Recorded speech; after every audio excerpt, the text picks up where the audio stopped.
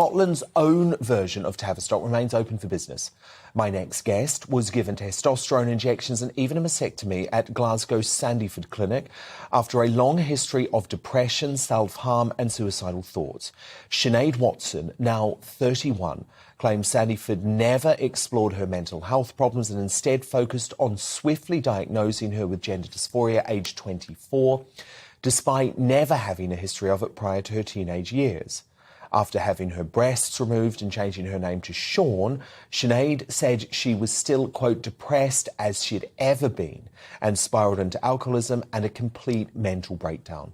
She now believes Sandyford's Children's Services should meet the same fate as the Tavistock Clinic and shut immediately, echoing calls from top psychiatrist David Bell, who first blew the whistle on the London-based centre. Now, Sinead has since detransitioned after her nightmare experience, but some changes, including the mastektomi, her voice and body hair are irreversible. And she bravely joins me now to discuss how she's turning her painful past into defiant activism in a bid to save others from the same horrors. So, Sinead, so great to have you here.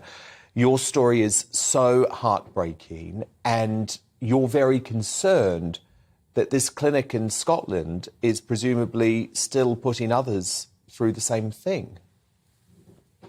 Yeah, thanks very much for having me on. It really does mean a lot to me that I can share what I'm about to share, because there are so many people who don't want to hear this. The truth is that for a lot of these gender clinics, including the Sandyford, they go by the affirmation-only approach, and that is what I went through. When I went to the Sandyford, as you mentioned, with a whole host of comorbid conditions, they didn't care about any of that. All they cared about was the gender issues. And now, I was an adult when I transitioned. What about the children that are doing this? What about these young children who are going to these clinics with a whole host of other issues? They have no idea what they're going to want as adults, and they are being affirmed, like I was, and put on experimental medication. And I think that it's appalling. I think that it's child abuse, and I will speak to people like you and anyone else to tell you exactly how these clinics operate, because I was there. And what's so shocking about your story, Sinead, is that you say they never really attempted to deal with the complicated psychological issues, and you obviously had lots of things that you'd gone through in the past and that you were dealing with. Instead, it was this quick path, really, to medication and then the life-changing surgery. And actually, you realised almost immediately, didn't you, that it had been a big mistake? Yeah, I mean, a lot of trans activists will say that when you claim that people are rushed into transition, you're lying. And the reason why they say that is because the waiting lists are so long.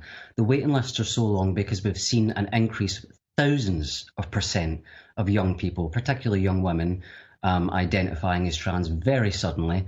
That's why the wait is so long. But the actual time between your first appointment and, for example, irreversible cross-sex hormones is very small.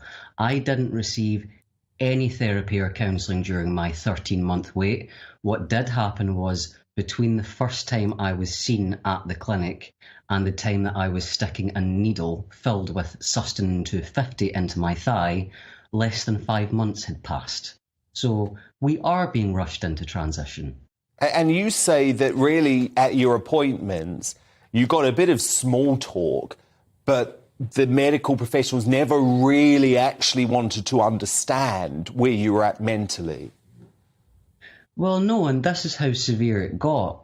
They were aware that I had a very severe breakdown to the point where I had to be hospitalised on a psychiatric ward.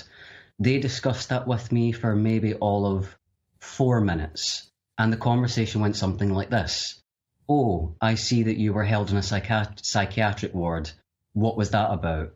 And I said, oh, it's because I'm trans and I need to transition. And they said, okay. They noted that in their file, and it never came up again. There was no exploration. And obviously you've spoken really powerfully, Sinead, and written really powerfully on your Twitter about how the physical changes are going to stick with you for life now. A lot of what you've, even though you've detransitioned and you are living as a biological woman again, a lot of the physical treatments that you've went through are simply irreversible. Most of them are. That is the problem, you know. I mean, when you think of the irreversible changes, you probably think about the surgeries, but actually most of the changes that you get on the cross-sex hormones themselves are irreversible, and they happen quickly. You know, my voice very, very quickly deepened, and I developed the Adam's apple within a matter of months on cross-sex hormones, and that's never going to change. My voice will never revert. I'll never get back my head hair. I'll always grow a beard. I will continue to struggle with the bladder issues that testosterone gave me. I can't undo the mastectomy.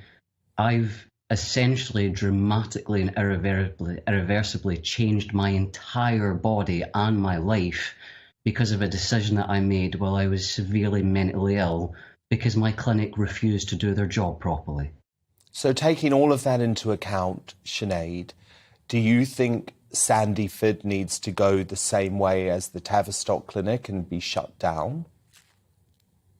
The child services, yes. When we're talking about children, transition should never be an option. There's a reason why we don't let children smoke cigarettes or drink alcohol or watch pornography or put on bets or get tattoos. And it's because they cannot consent to things like that. So why have we been experimenting on these children, affirming them and giving them things like puberty blockers, which it's just coming out now, might permanently affect your brain maturation? Will you consider legal action, Sinead, in the same way the Tavistock victims are considering it? It's a little bit different for people like me because I transitioned as an adult. Of course, you had the likes of the very brave Keira Bell, who sort of started that process at 16, I believe. That's a little bit different.